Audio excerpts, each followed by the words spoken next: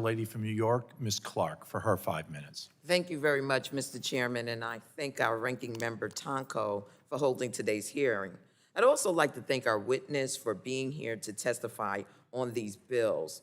Through my line of questioning this morning, I want to use my limited time to remind this committee, in contrast to my colleagues on the other side of the aisle, of the consequences of inaction and what it would mean for our constituents if the EPA does not finalize the strongest feasible standard proposed under its light day vehicle emission standards. In your testimony, Mr. Goffman, you note the health impacts associated with vehicle pollution and how communities of color and economically disadvantaged neighborhoods are disproportionately exposed to air pollution from vehicles. If this rule does not go into place, what does this mean for the health of our communities? Well, thank you for that question. When we analyzed our proposal, we looked at one of the projected years of implementation. We saw that the premature deaths avoided in that analytic year would range between 730 and 1,700 in that year. We projected that hundreds, if not thousands, of respiratory ailments and illnesses, including aggravated asthma attacks requiring hospital visits, could be prevented if this proposal was fully implemented. And of course, those illnesses affect the entire cardiovascular system. And so often people who suffer from those illnesses have adjacent or related health problems, which means that they experience health suffering.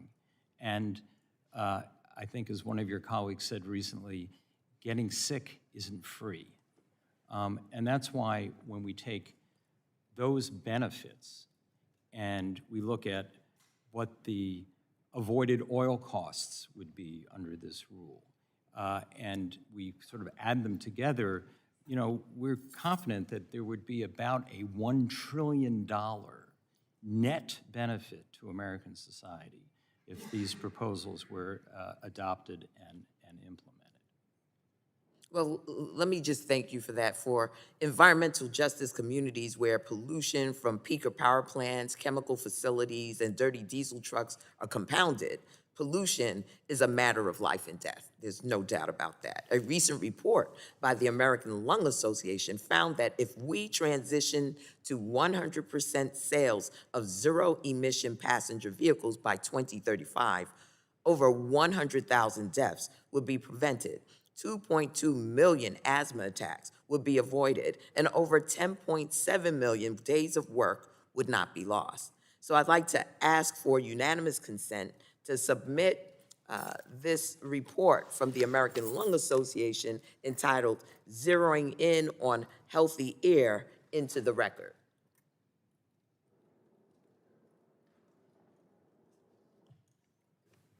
Without objection, so ordered. Thank you. I also want to note that communities of color, low-income communities, seniors, and disabled populations are especially vulnerable to the harmful impacts associated with climate change.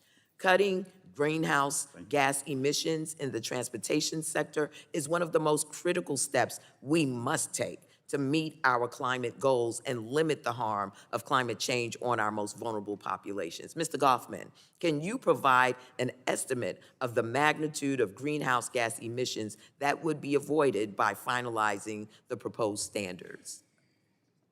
Yes, and again, thank you for that question. We estimate more than 7 billion tons of CO2 would be reduced by the light-duty vehicle standards, and other 1.8 would be reduced. It's about 9 billion tons of CO2 reduced by the heavy-duty and the light-duty standards. That's double our emissions in 2020. Very well. My Republican colleagues have continued to bring up costs during this hearing. Mr. Goffman, can you tell us how much money would be saved by reducing these climate emissions by finalizing the proposed standards? Well, we project for an individual driver or customer that driver would save $12,000 over the lifetime of a vehicle that met these standards, mostly in fuel savings as well as in lower maintenance costs. Very well. With that, I yield back, Mr. Chairman.